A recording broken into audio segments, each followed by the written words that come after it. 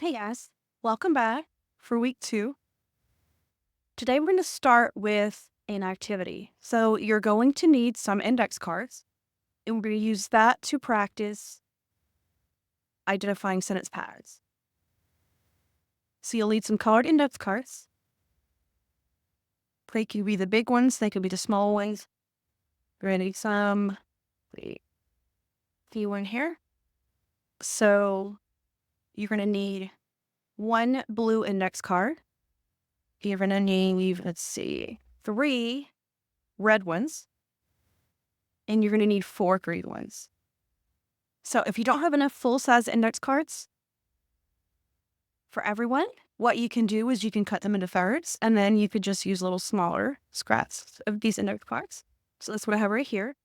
Or you can simply find this is great cardstock that I cut out into whatever side, as long as they're all the same. And as long as everyone has 8 different cards or pieces, 1 blue, 3 pink, and 4 green. And just like before, we're going to use the same color coding. We're going to stick with that. So blue is our subject. All of our sentences so far have just one subject that we identify. So we just need 1 card.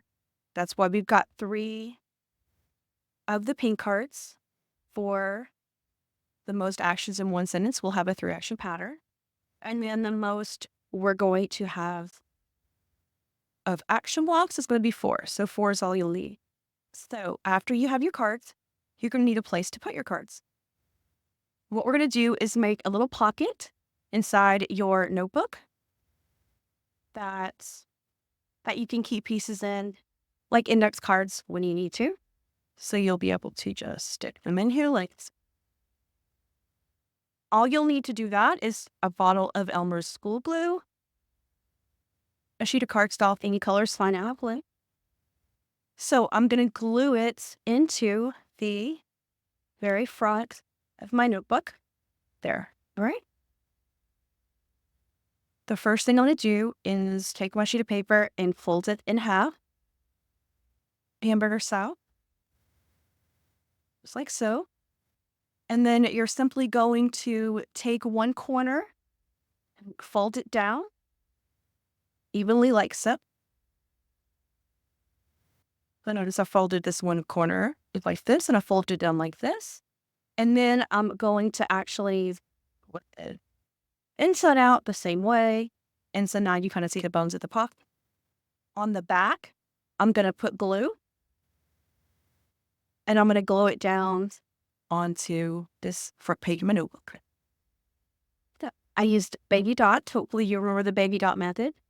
And I went ahead and glued this down like so. But as you can see, I still have to glue the pocket closed.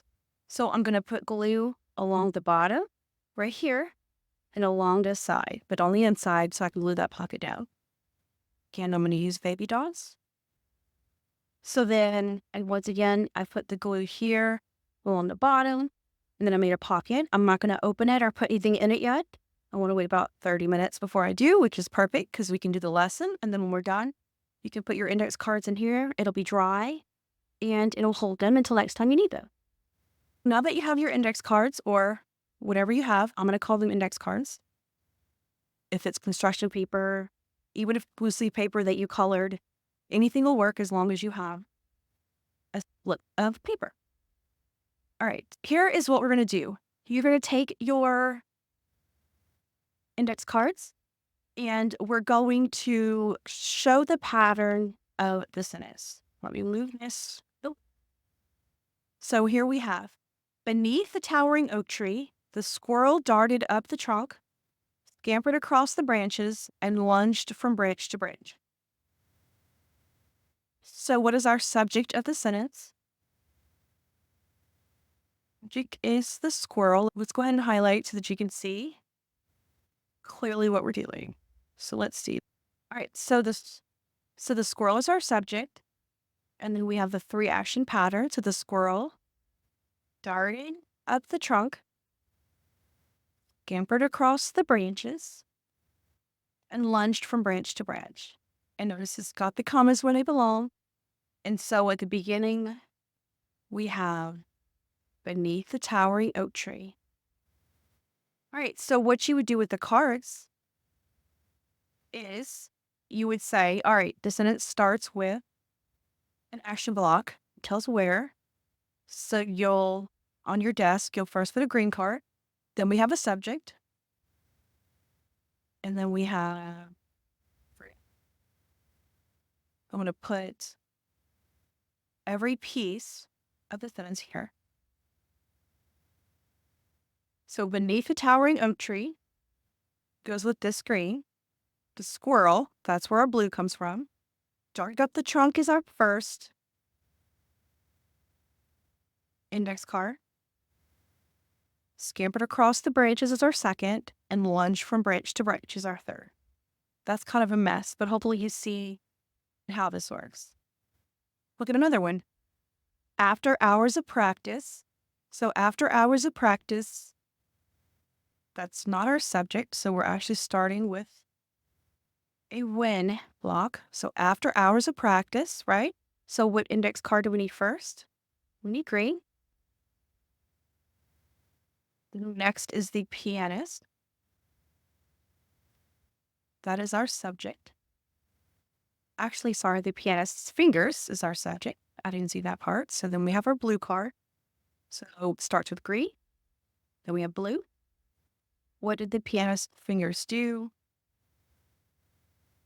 They glided over the keys.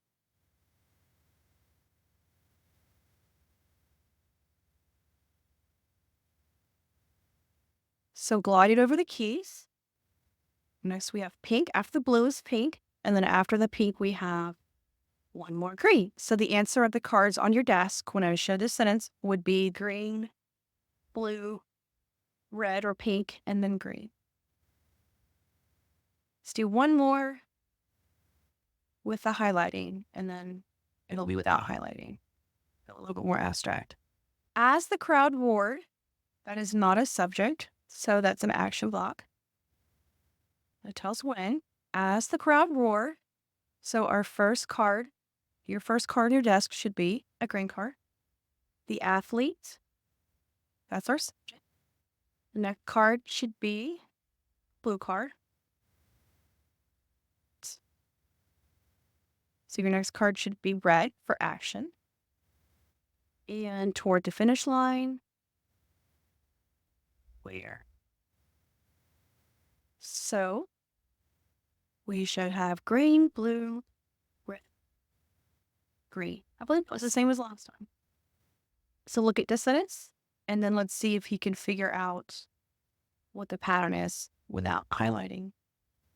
You should have put a green for without warning, blue for wind is the subject, wit is our action, so then we have red. Through the canyon is where, so we'll put a green. As it scattered leaves is when, so we'll need another green. So we'll have green, blue, red, green, green. Let's look at the next sentence. The chef chopped, sauteed, and seasoned the vegetables for the evening meal. So we have the chef. So it starts with a subject.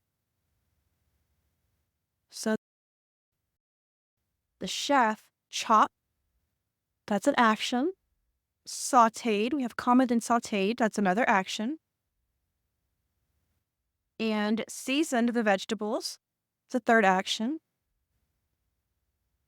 For the evening meal tells us why. So that's green, a green white ball. So we have blue, pink, pink, pink, green for this one.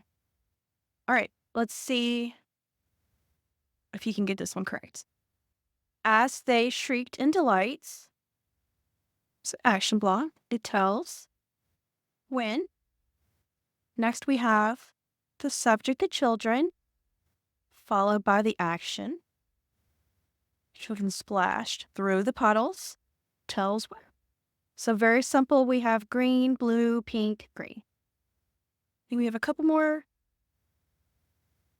In the fading light of dusk, the birds soared above the mountains to search for a place to rest. In the fading light of dusk, So that is a green card, right? The bird soared above the mountains. So the bird, it's a blue card for the subject. Soared, that's a pink card or a red card for the action. Above the mountains, that's another green card. To search for a place to rest is a Y. So we have green, blue, pink, green, green. The waterfall cascaded thunderously over the cliffs to reach the emerald pool below. Starts with the subject. Cascaded is our action. Thunderously is our first action block. It tells us how. It's a how block. Over the cliffs, where? To reach the emerald pool below, that would be the Y.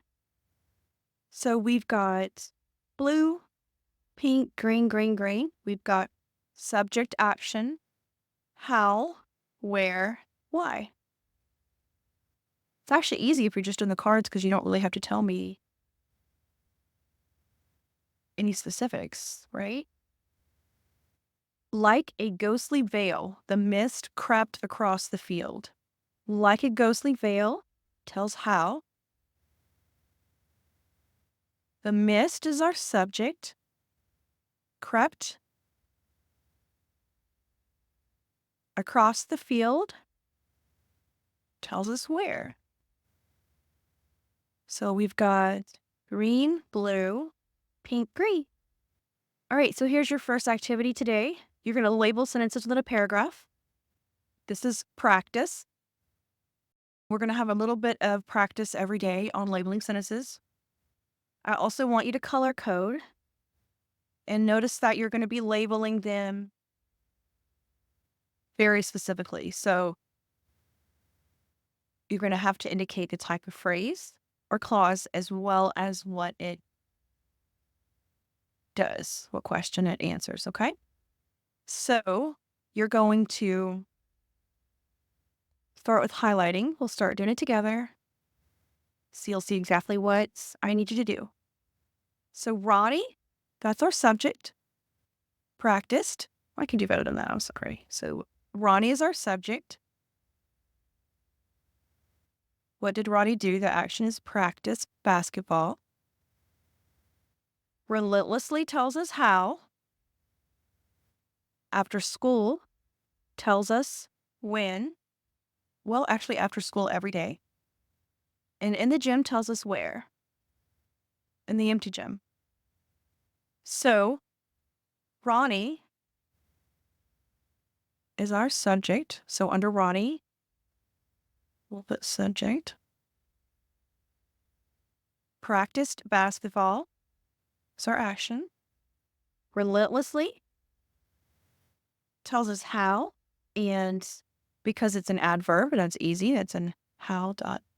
After school every day tells us when. And let's see what kind of when phrase we have. After school. After is a preposition, and school is the object of the preposition. So here we've got prepositional phrase. It tells when. In the empty gym is another prepositional phrase. In the gym that tells us where. So prepositional phrase for where. Now let's look at the next sentence. He shot hundreds of free throws to sharpen his accuracy. Subject is he. What did he do? Shot hundreds of free throws. And then we have to sharpen his accuracy, which is a why. So let's look at to sharpen his accuracy. That tells why. What type of why? Is it prepositional phrase why? Infinitive phrase why? We've actually got one missing. I'm going to have to go back in and put it. The other option is a dependent clause that tells why. So which one is this? That is actually an infinitive phrase that tells why. So Label that as infinitive phrase. It tells why. Then you have our action and our subject. So go ahead and complete this page. You're going to highlight and label and be descriptive in your labeling. Be sure to include the type of phrase. All right, so now we're ready to do some writing. Last week, we were heavily focused on analyzing, breaking apart, and labeling the sentences. And this week, we're going to do those same sentence parts, but we're going to focus on writing with them. But don't worry, I'm not going to just let you go crazy yet. It'll be very structured. So let's look at what I want you to do here. Simply look at each photo carefully, and I've got 2 patterns for each photo. And you simply need to write 2 sentences for each photo that follow the patterns given. Color code or label your sentences, either one, just so that I can tell or your teacher can tell what's going on in your mind, like what you're trying to put if there's an error, okay? So let's look at number 1. That's really simple. It's just subject, action, and how. So let's see. Subject is pretty easy. We can say the robot, and he shines the floor. And how does he shine the floor? With ease. Notice it does not tell you what type of how. You get to choose the how for this. You get to choose which type of phrase or clause to use this time. So the robot shines the floor with ease. So when I go back and highlight, I'm basically going to be checking my sentence to make sure I followed the right pattern. So we start with the subject. That checks out. Next we have action. Shines the floor. That checks out. Then we've got how with ease. And that checks out. So pretty simple. The next sentence is a little bit harder because we have a 3-action pattern. We're going to do one more together, and then I want to have you do this page on your own. And let's see what kind of sentences you can come up with. So for number 2, let's start with subject. We don't need to say the robot again, so let's just say it, because I don't have another subject idea. We need 3 things that 3 actions a robot can do. So I'm going to just think of some chores around the house. What would I want it to do? Rearranges the furniture, comma. Obviously, it cleans the floors. That's an easy one. And we've got a laundry basket, although I'm not sure what's in it. So let's say it folds the laundry. All right. So we're going to go back and highlight my sentence. I prefer highlighting to labeling. So we're going to go highlight my sentence. Let me move this. And make sure it checks out. This starts with subject. So that checks out. Action 1, we have rearranges the furniture. Yes. Action 2, it cleans the floors. Check. Action 3. What did I do? Okay, I did make a mistake here.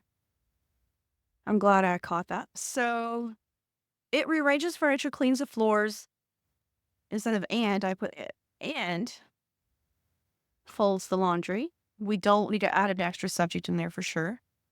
That would be completely wrong. Sorry about that. And folds the laundry. We've got 3 more pictures and 2 different sentence patterns for each picture. Feel free to take a little bit of creative liberty and imagine something going on in the scene. Even if you can't see it literally, just use this as a general guide. And let's see what sentences you can come up with. All right, so now we are going to look at your sentences, and you are going to evaluate how you did in regards to the verbs that you chose. The verbs are super important in a sentence. We want to make sure that we are always using vivid verbs. We're going to talk about using vivid verbs today, but first let's just see how you did. What I want you to do is you're going to take this page that your teacher gave you or is about to give you. You're going to take this page. So you're going to look at these 2 pages that you have hopefully put in your notebook, or at least you have them. So these are the 2 pages for, I know backwards for you, the 2 pages for vivid verbs. And what I did was, you'll see in the left column on each page, there is a common verb and call it a dead verb. And I listed several alternatives that you can use so that you don't have to use this boring verb. Now, whenever you're writing, you can pull this out. That's why it's called your guidebook. So when you're writing, you can pull this out and you can use it to help you with all of these pages. So you can pull this out and you can use it to help you find a good, strong, vivid verb. In order to determine your verb score, I want you to go back and look at your answers for activity 2. Specifically, hopefully you color-coded or you labeled the action. So you're going to look at, if it's already red, then you can just keep it red. If you just labeled it, go ahead and circle each action that you wrote so that we can look at them. And I want to see if your action word is on this dead verbs list. So if it's in the first column on either one of these 2 pages, then that's a point. So for number 1, shines the floor, I don't see shines here, so that's no points.